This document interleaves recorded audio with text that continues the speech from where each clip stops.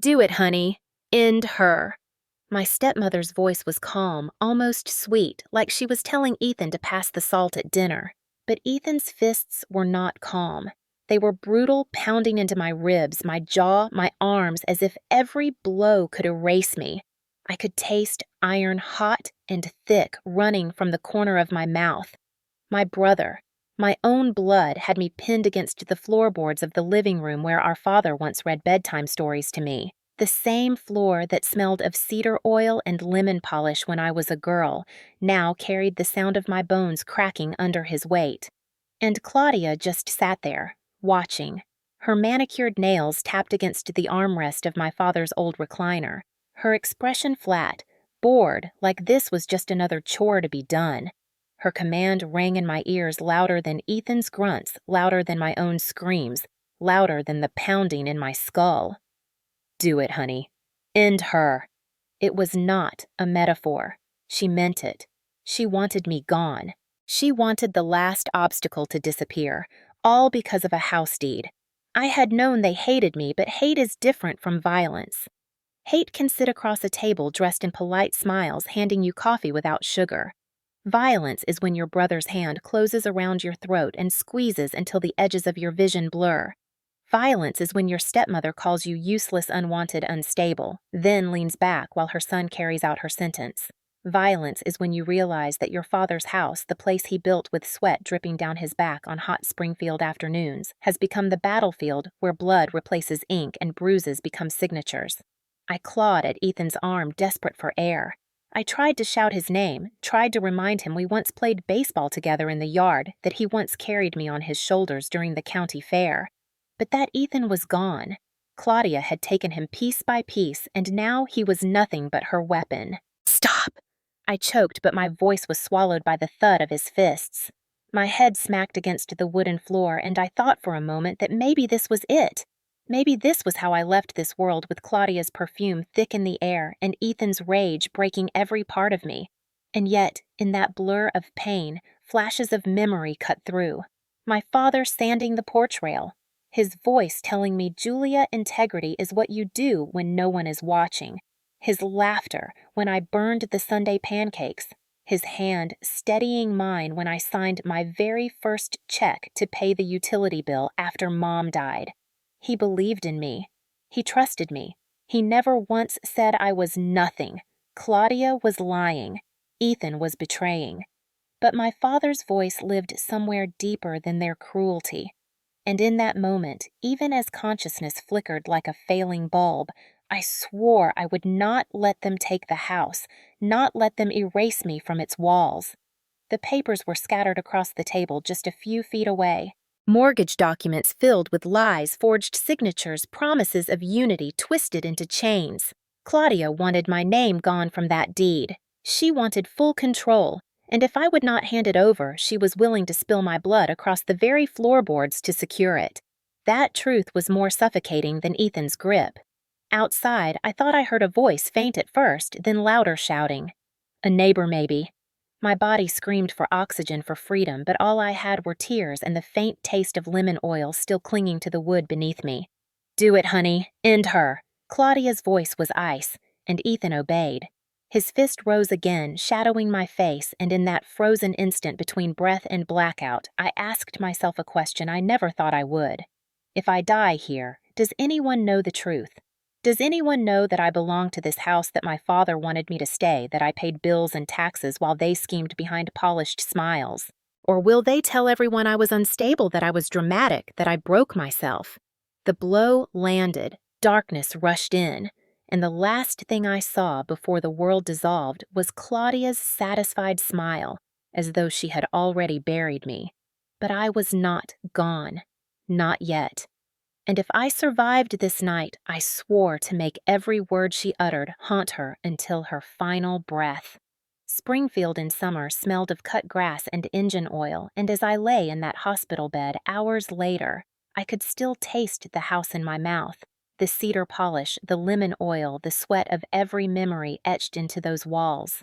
My father, Robert Dawson, had built it with his bare hands, hammering nails long into the night after his shifts at the mill. He told me that house would always be our anchor, a place that held us steady when the world tried to break us. When I was 7, he let me hold the brush while he stained the porch rails, laughing as I smeared paint across my shirt more than the wood. Doesn't matter. He said what matters is you showed up. That sentence burned into me because even then, before Claudia came, he knew showing up meant everything. After Mom passed from pneumonia when I was 13, it was just Dad and me for years. Then Claudia entered elegant, cold, and deliberate. She was 39 when she married my father. I was 18, wary of her polished smile and her perfume that lingered like poison in every hallway. She brought Ethan into our lives, my half-brother only 2 years older, but shaped into her mirror. Dad tried to make us one family Sunday dinners with burnt roasts, board games in the living room, his laughter carrying like a rope tying us together. But Claudia never laughed. She corrected. She adjusted. She clipped every string of warmth until only duty remained. Still, Dad and I held on. I helped pay property taxes when he got sick, covering bills with my tiny paycheck from the dental office, slipping receipts into a folder I kept hidden. Dad thanked me quietly, pressing my hand as if he feared Claudia might erase even that gesture. When he died 2 years ago, the house should have felt like a sanctuary, but Claudia turned it into a fortress with her name on every wall. Ethan followed her blind loyalty mixed with resentment toward me. They called me dramatic, unstable, selfish for clinging to what was mine as much as theirs. But I had proof.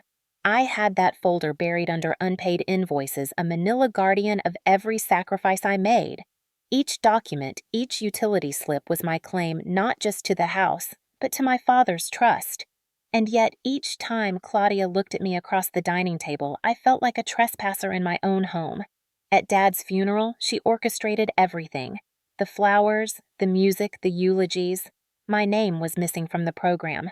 When neighbors asked how I was coping, she smiled thinly and said I had always been sensitive, too emotional to handle responsibility.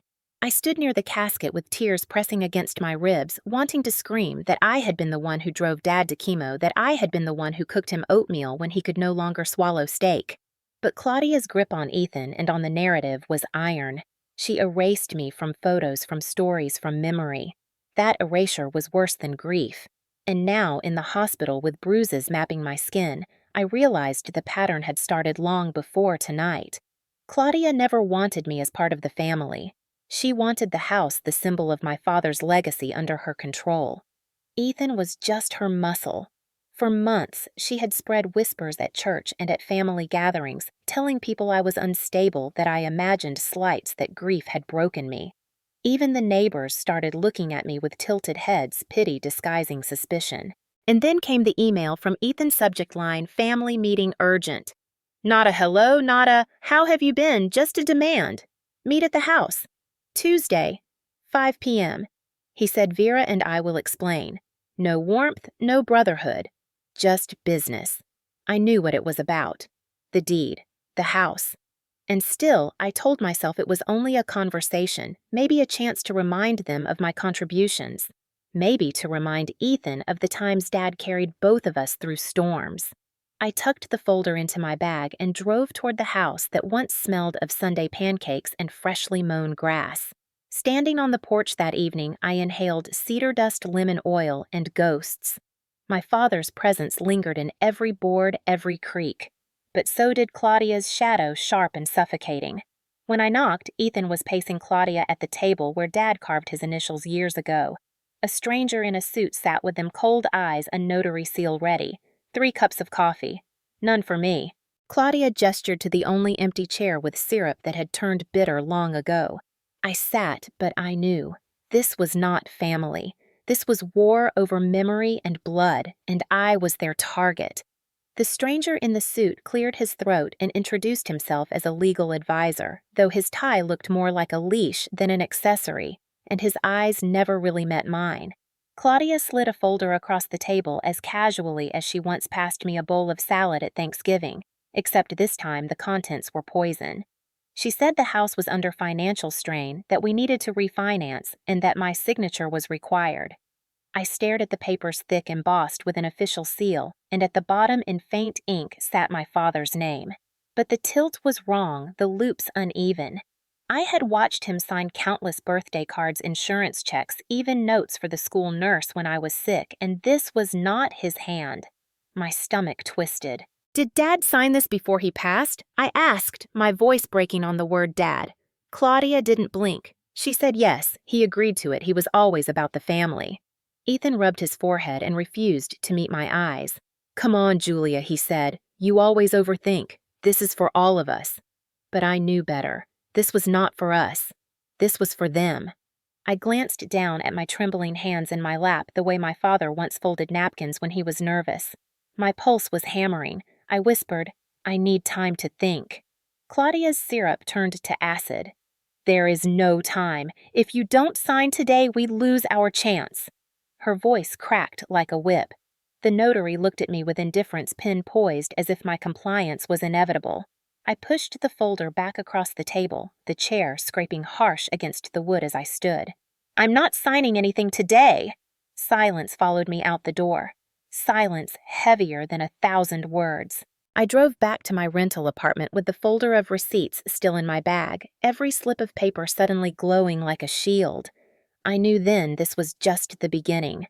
Claudia and Ethan wanted the deed, and they would use any means necessary.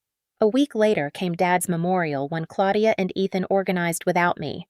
It was held in a sterile community hall downtown, fluorescent lights buzzing above plastic tables lined with cheap punch. Claudia handed me a program at the entrance, as if I were a guest and not his daughter.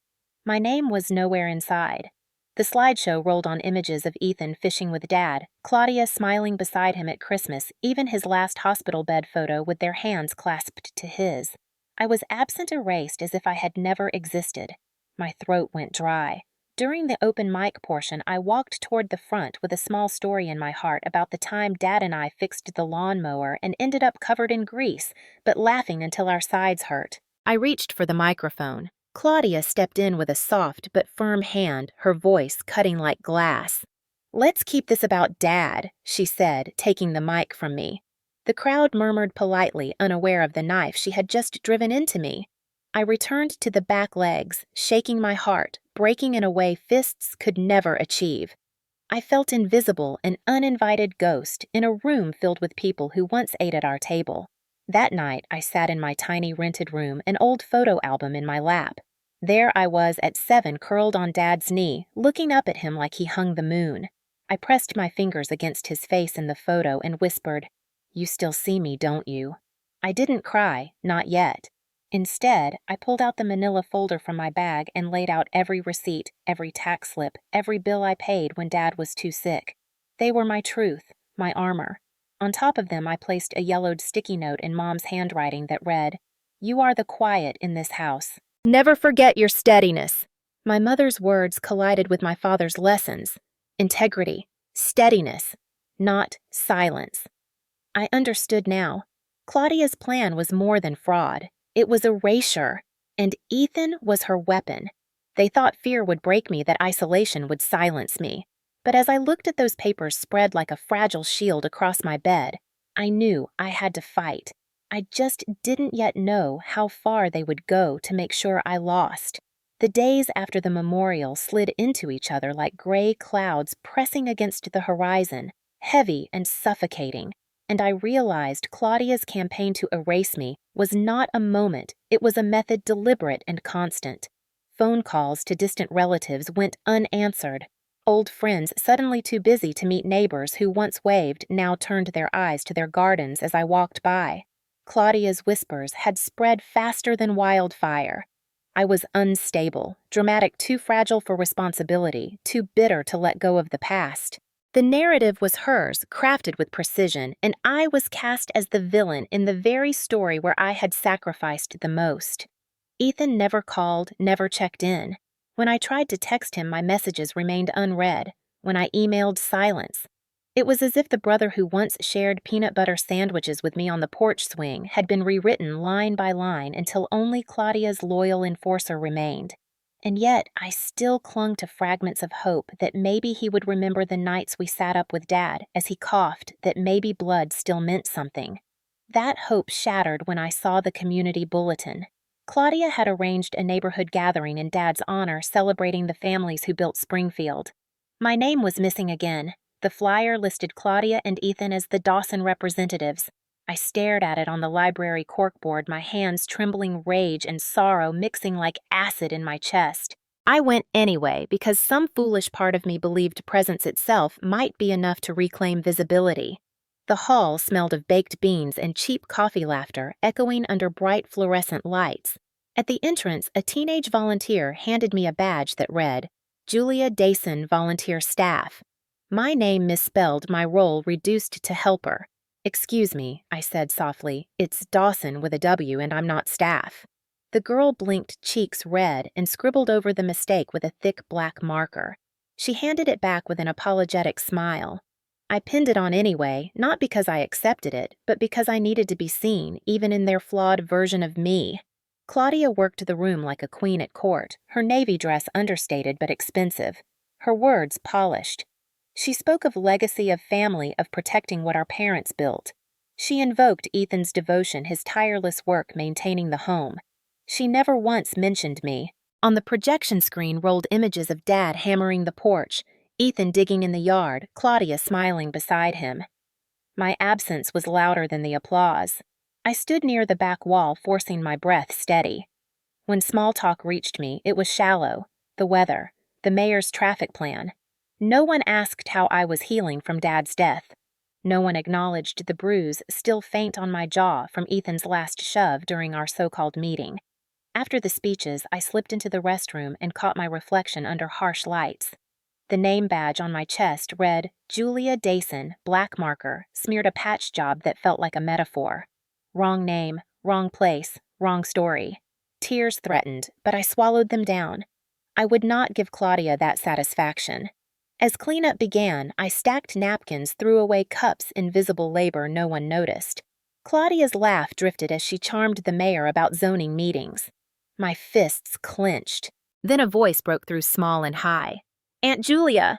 I turned, and there was Emma Ethan's daughter, 6 years old, clutching a drawing covered in crayon. She handed it proudly. A square house with a triangle roof, crooked windows, a big tree beside it. Inside were stick figures labeled Dad, Mom, and Me. Outside, under the tree, a smaller figure, arms raised smiling. Labeled Aunt Julia. My throat closed. I drew you here because you said you don't live in the house anymore. So this is your place now under the tree. She beamed her innocence a crack of light through the suffocating dark. I crouched, hugged her, gently whispered, It's perfect, honey. I love it. She skipped off, oblivious to the iceberg she had cracked in me. I folded the paper, tucked it into my bag beside the badge. That night, back in my apartment, I sat at the kitchen table staring at both objects, proof of how far they had gone to erase me, and proof from a child that I still existed. My phone buzzed. Another email from Ethan. Cold words. Sign the deed, Julia. Stop making this harder than it has to be. My hand shook as I read it. Claudia had won him completely.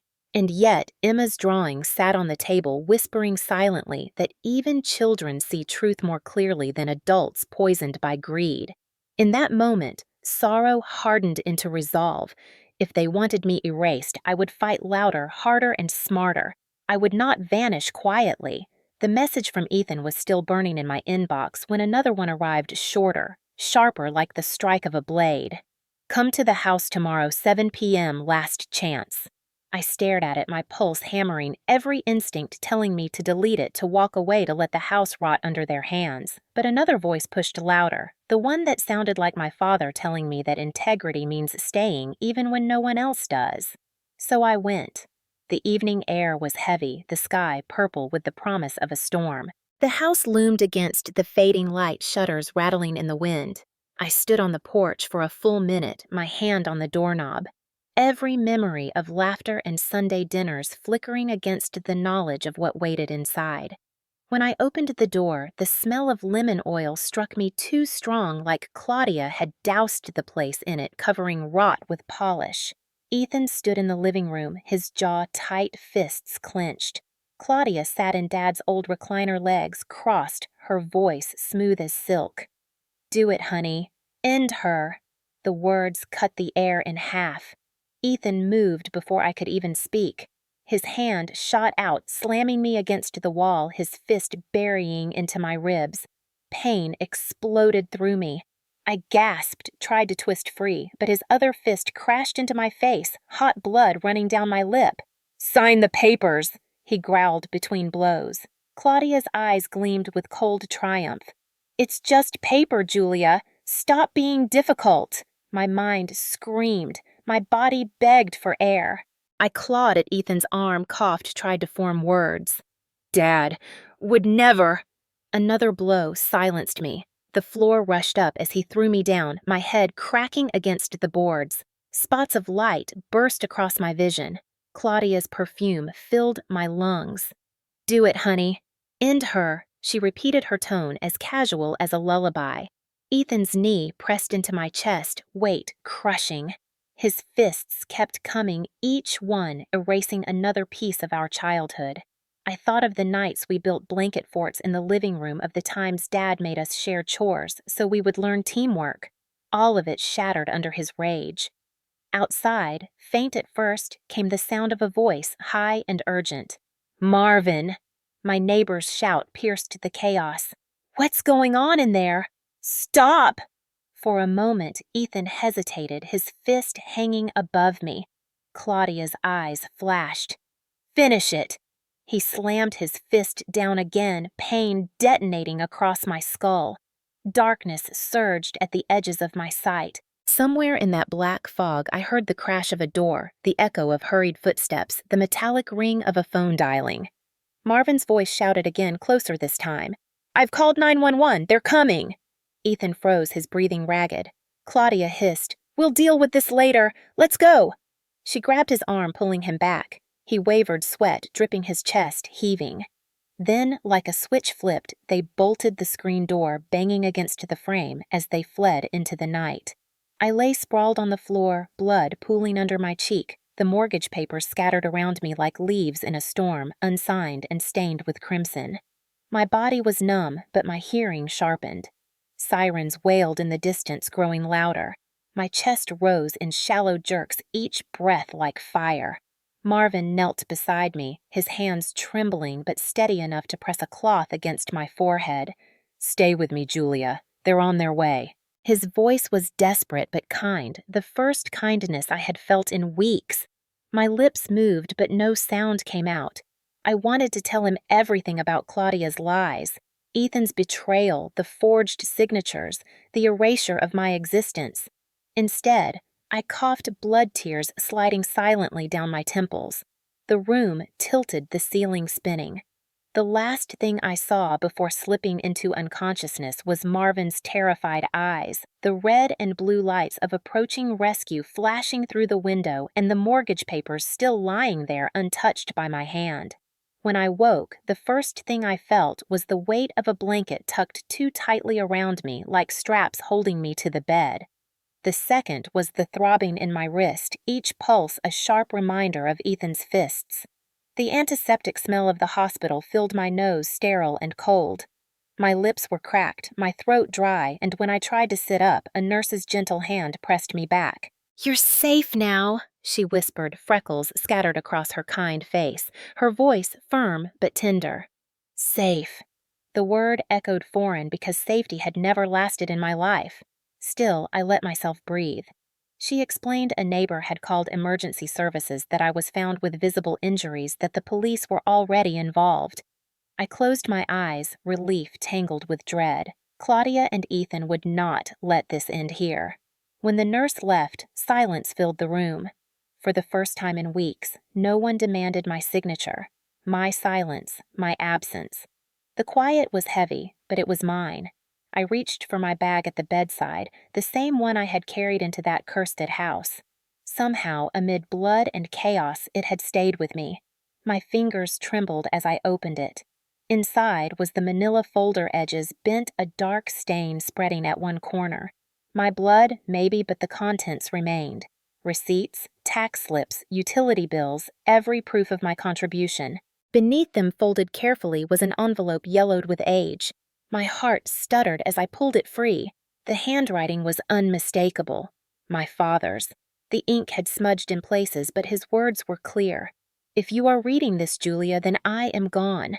This house was never just a building. It was my pride, my legacy, the place I felt whole.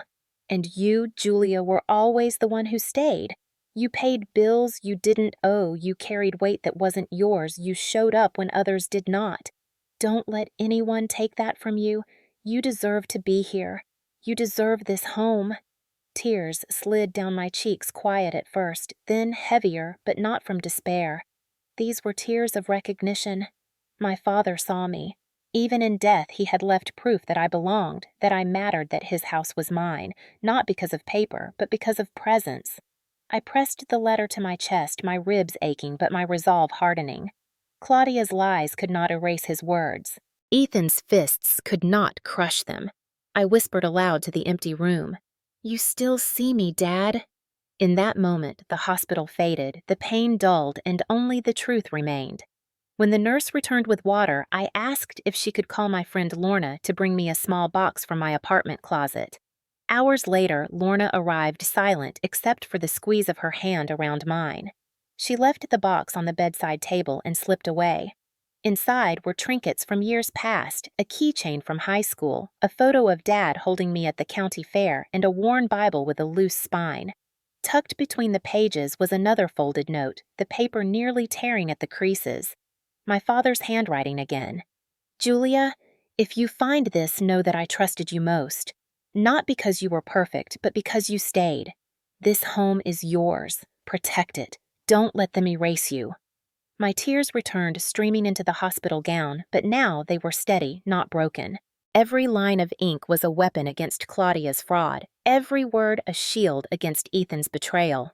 I laid both letters inside the manila folder on top of the receipts and bills and wrote one word across the cover in red ink borrowed from the nurse's station. Evidence. My body ached, but my spirit straightened. I was not invisible. I was not gone. I was the root, and now I had proof. The morning after I read my father's letters, I asked the nurse to find me the contact for Springfield Legal Aid because I knew I could not fight Claudia and Ethan alone. My body was broken, but my mind was clear. Within 2 days, I was discharged with a splint on my wrist stitches above my eyebrow and a stack of discharge papers. Marvin drove me home in his old Navy pickup, his silence steady, his presence a shield.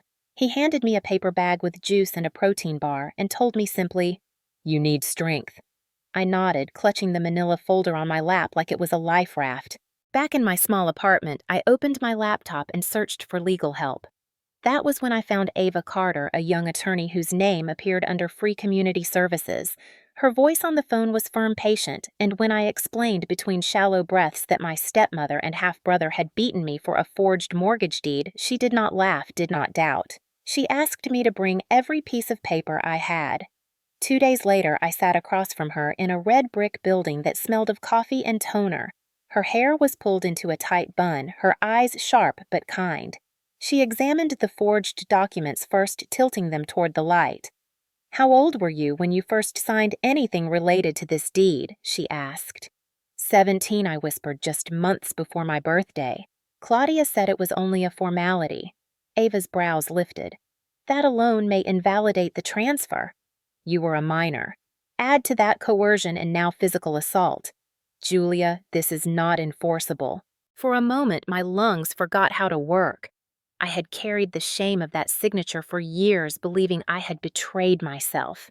Now this woman in a gray blazer had given me back the possibility of freedom. Relief came like water, but fury followed because I realized how many years Claudia had stolen by making me believe I was wrong. "I want to fight," I said. Ava nodded. "Then we start." Over the next hour, we went through everything. Hospital records, photos of bruises taken by nurses, the original emails from Ethan demanding meetings, the voicemail Claudia left telling me not to drag this out. We created a digital folder labeled Dawson Coercion Case. Ava explained the steps. File motions, request restraining orders, prepare evidence for both civil and criminal court. My head spun, but my spirit surged. For once, I was not alone. That night, back in my apartment, I created backups. I scanned every receipt, every letter, every photo of bruises. I saved the hospital report, the nurse's testimony, the metadata of files. I uploaded everything to 3 separate cloud accounts. I labeled and cross-referenced. I bought a fireproof box and placed hard copies inside. I was not just gathering paper. I was building a fortress. Claudia's weapons were whispers and fists. Mine would be truth and documentation. Days later, Ava filed the first motion. When Ethan's reply came, it was not his words, but Claudia's dripping with condescension. "You are making a mistake. You don't want to go public with this. Reputations will suffer, including yours." My fingers trembled as I typed back. "You should have thought of that when you erased me."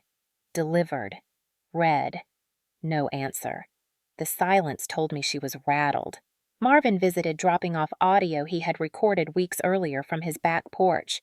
Faint but clear, Ethan's voice said, "She's always been the weakest link." Claudia's colder reply followed. "Once she signs, we sell it. She's disposable." I felt my skin prickle, a mix of rage and vindication. Ava smiled tightly when she heard it. "This proves premeditation," she said. "They cannot bury this." She began subpoenaing bank transfers, title changes, property taxes, every trail Claudia tried to cover. Meanwhile, I reached out to Sam Keller, a journalist I had known in college who now wrote about civic accountability. I told him I did not want pity. I wanted truth exposed. We met in a small cafe, and I handed him copies of evidence. His pen scratched across his notepad, his eyes never leaving mine. "Are you ready for what this might bring?" he asked. I nodded. I had been erased too long. When I returned home that evening, the house felt different. The bruises still ached, but they no longer defined me. My laptop glowed with files labeled chronologically, every scar and every lie, now a piece of a larger story. I whispered to the empty room, "Dad, I'm fighting back." And for the first time since his death, I felt like he heard me. It started with whispers online, just like Claudia always preferred poison spread in quiet channels where it could stain without proof. A video surfaced from an anonymous account, grainy footage of me in my bedroom, months earlier, voice trembling as I said, "Maybe I imagined it all." It was a therapy recording one Claudia had urged me to make, under the guise of healing, promising she would edit it to help me process grief. Now it had been cut, twisted, stripped of context, and presented as confession. The caption read, "Greedy daughter fabricates abuse to steal family home." Within hours, comments flooded in, strangers calling me crazy, opportunistic, pathetic. My stomach lurched as I watched rage knotting tighter than any bruise. But this time, I was not defenseless. I had the original recording, full 48 minutes of raw grief and clarity, complete with metadata. I forwarded it to Ava immediately. Her reply was swift. "We file a motion to include this. We also send a cease and desist. Do not respond to them directly." But I was not content with silence. That night, I created a side-by-side comparison video. On the left, the manipulated clip cropped and distorted. On the right, the original time-stamped, every minute intact. I added a screenshot of Claudia's old text message, the one where she had written, "Just send me the video. I'll clean it up for you. You'll thank me later." I labeled it proof of defamation and sent it directly to her email. I wrote, "You crossed a line. You should know by now I document everything." Delivered, read, silence. 2 days later, she replied with a single sentence dripping venom. "You've always been dramatic but fine if you want to go public. Let's play." My hands trembled, but not from fear. From power. She had shown her hand, and I was ready. Ava moved fast, adding the video comparison and Claudia's text to our case. Sam Keller published his article soon after, headline blazing across the local paper, "When Family Erases You, One Woman's Fight for the House Her Father Built." Within hours, the anonymous smear video was deleted, scrubbed from social media. In its place came messages of support. Strangers commented under the article, "She's brave." I remember her father, he would never have let this happen. More women should speak out like this. I read their words with tears burning my eyes. For once, the narrative was not Claudia's. It was mine. The momentum spread. 3 women's groups reached out asking if I would speak at upcoming panels on financial abuse and coercive control. I saved the invitations but did not answer yet. I needed to stay focused. Meanwhile, Marvin's audio recording proved invaluable. The tape of Ethan calling me the weakest link and Claudia replying she's disposable shook even the stoic judge during pretrial hearings. Ava filed it as evidence of fraud and coercion. Claudia's lawyer sputtered but could not deny the voices. And while legal wheels turned, Claudia tried new tactics. Anonymous letters slipped under my door threats painted in polite words. "Drop the case or people will know more about you than you want." I laughed bitterly reading them because there was nothing left to hide. My scars, my grief, my resilience, all were already public. They underestimated what happens when shame becomes fuel. I began scanning every threat logging, every call, adding them to my evidence folder. If they wanted a war of exposure, I would bury them under the weight of their own malice. Sam called one evening, his voice low with excitement. "Julia, the piece has traction. Regional outlets are picking it up. People are asking questions about Springfield property transfers, about Claudia's committee positions.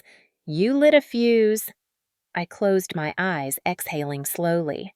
My father's house, once a quiet refuge, had become a symbol larger than me, and Claudia's empire of lies was starting to crack.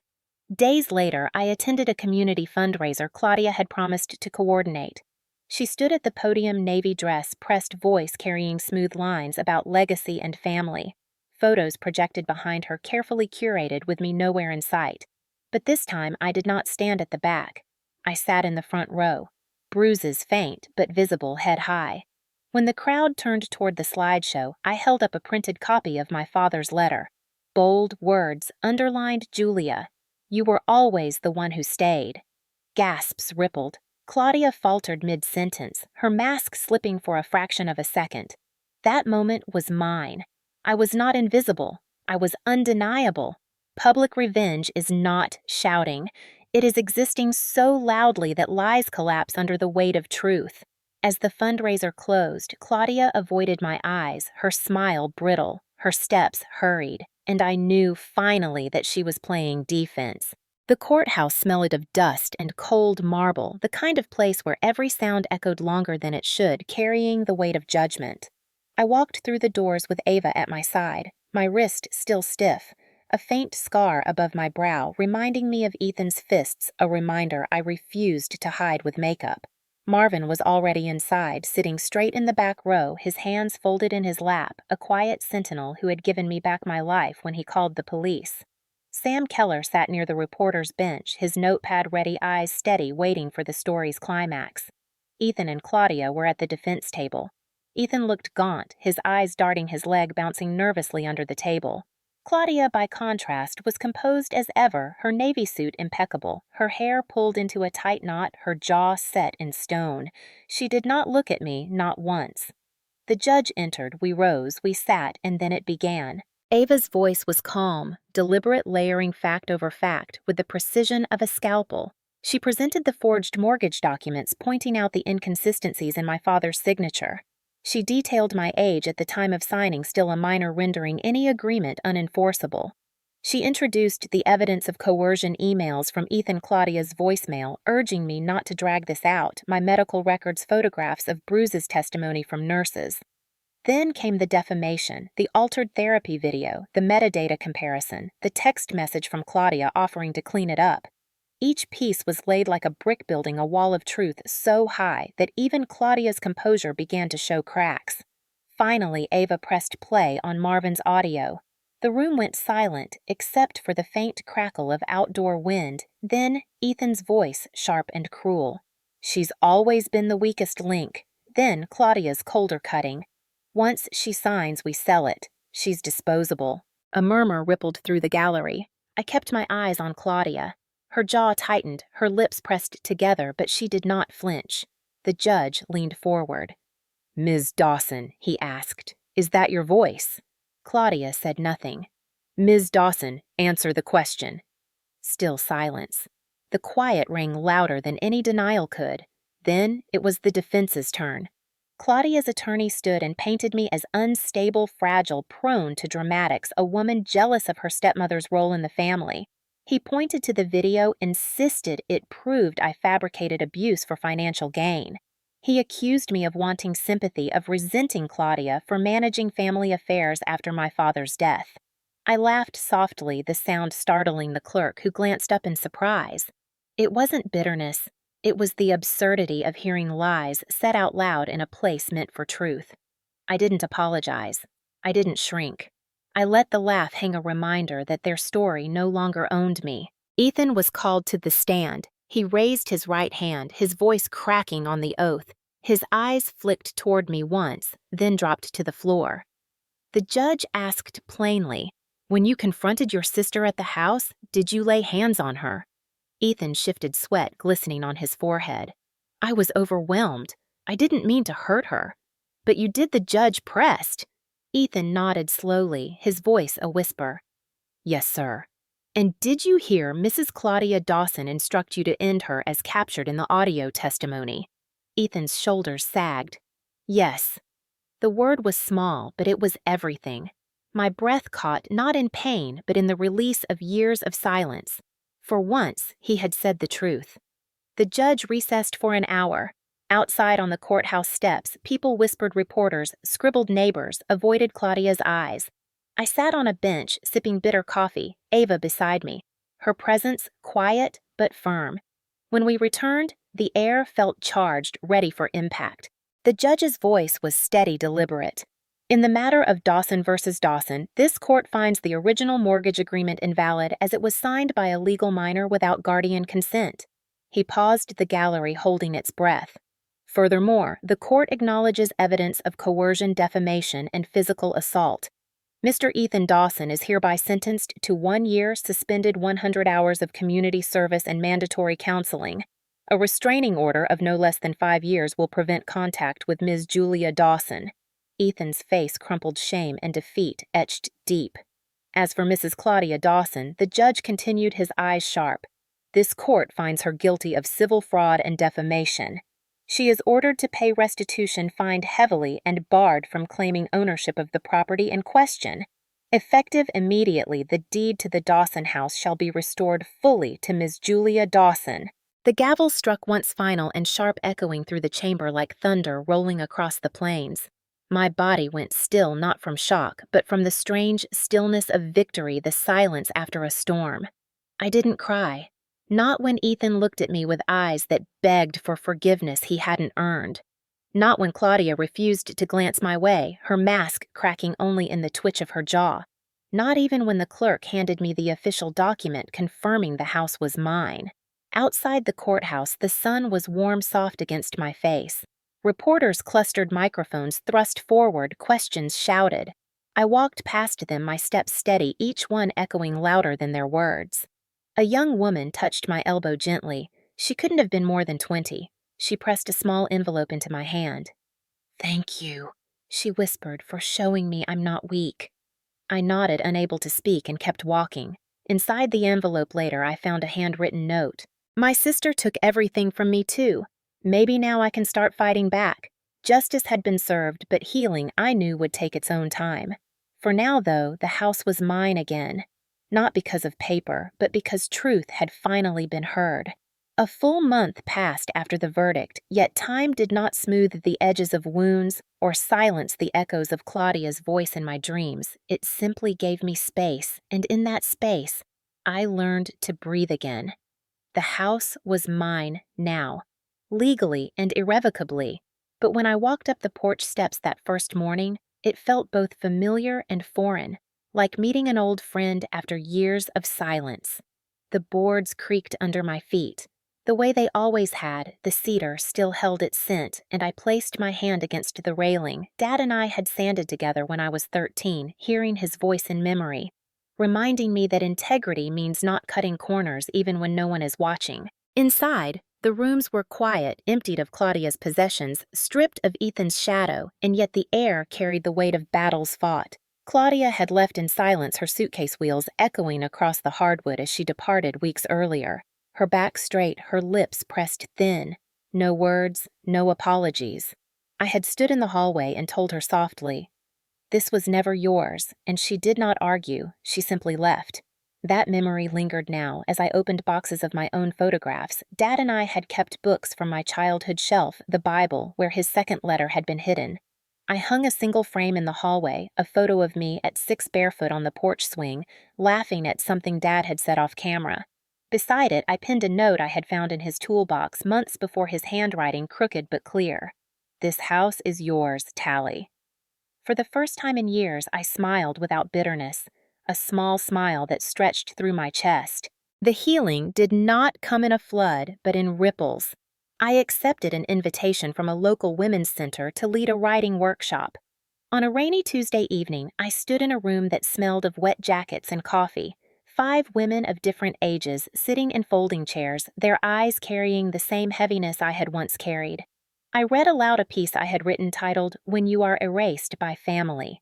No one clapped. No one needed to, but some nodded, some cried softly, and one whispered, "That's how I feel, too."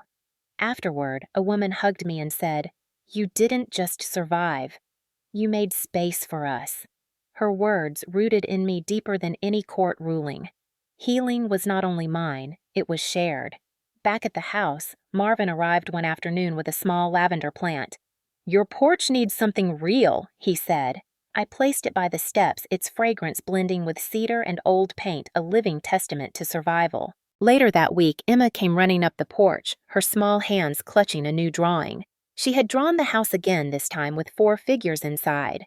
"Dad, Mom, me, and Aunt Julia," she said proudly, pointing to my place in the living room. My throat tightened as I crouched and hugged her. "Only if you draw me inside next time," I whispered. She grinned and promised. That evening, I sat on the porch swing with a mug of tea, the new porch light casting a gentle glow across the steps. The wind pressed against the windows like it had something to say, and I listened because this house carried ghosts. Yes, but now it also carried proof that I was never the ghost. I was the root, and I was still here. I thought of Dad, of his laughter, of his lessons carved into wood and memory, and I whispered to the empty air. "I brought it back, Dad. I kept my word. Justice had been served, but what mattered more was that silence no longer owned me. Sometimes the deepest wounds come from those who were meant to protect us, but speaking out refusing erasure can reclaim everything they tried to take." As the night deepened, I opened my laptop and began drafting again, not evidence this time, but stories, because survival deserves to be written. And as I typed, I asked myself, and now I ask you, have you ever felt erased by your own family? If this story moves you, share your thoughts below, and remember, truth is stronger when it is spoken.